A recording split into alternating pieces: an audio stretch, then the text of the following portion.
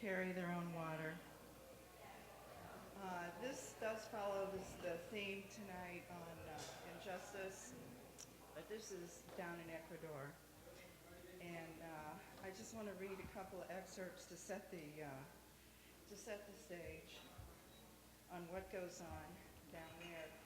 The indigenous Indians were protesting the free trade talks with the United States back in 2006. And I happened to go through that day, and they were protesting with fire roadblocks on the Pan American Highway. What? Oh. And my heart really goes out to these people because they are the salt of the earth, and they live a hand-to-mouth existence. And what had happened was Washington decided to change, and they wanted the pact, and they wanted to export down to South America. And that economy there was already distressed, and they knew that importing down there would just ruin their way of life.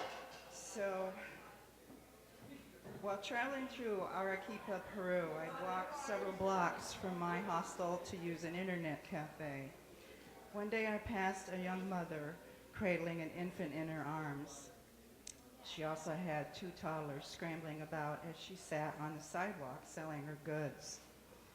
Upon returning from the restaurant later that evening, she was still there, selling her goods in the dark with her family, and I bent down to ask if she would be offended if I gave her my leftover supper, which was still warm. She shook her head no, so I offered her the covered dish, and she was too tired to smile, but she took the food and gave it to her children. And this scene is very common and one I never really got used to.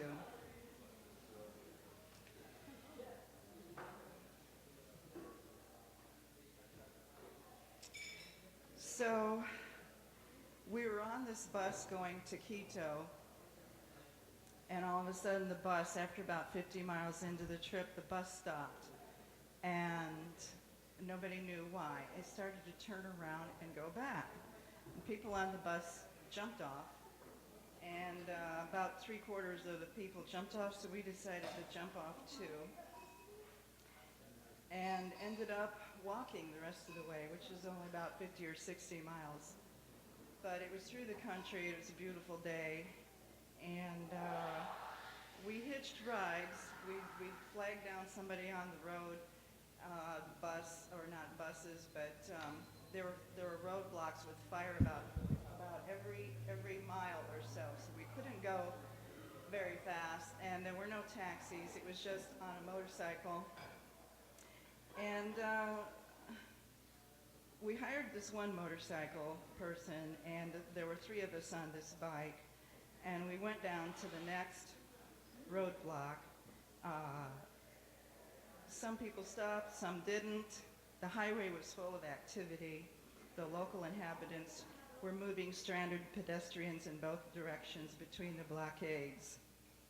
My mind started to wander, and I began thinking, these people are well organized, moving folks from roadblock to roadblock. I thought maybe it was a money-making scam, but I reasoned it out. They've been very effective disrupting a major portion of the country's main transportation route. This movement was important to the people, and it was well thought out. So I dismissed the notion of a frivolous scam. We are a single humanity in this place, in time. There is no blame to cast.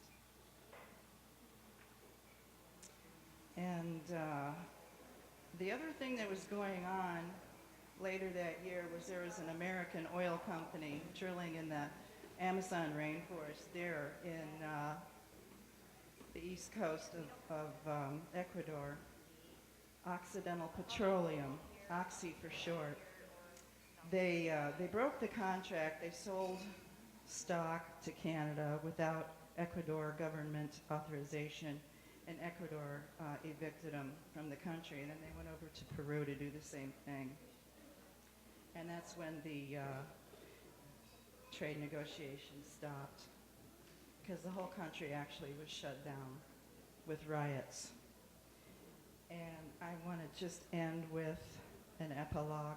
The cry of the people rings clear, and the resounding peals stand for a life with dignity, equality, and compassion for one another. A revolt is coming, but not in the traditional sense. The next revolution will be an evolution of heart and soul, where we help one another in selfless service. And in that process, we will be saving ourselves and our world in which we live, love, and share. The end.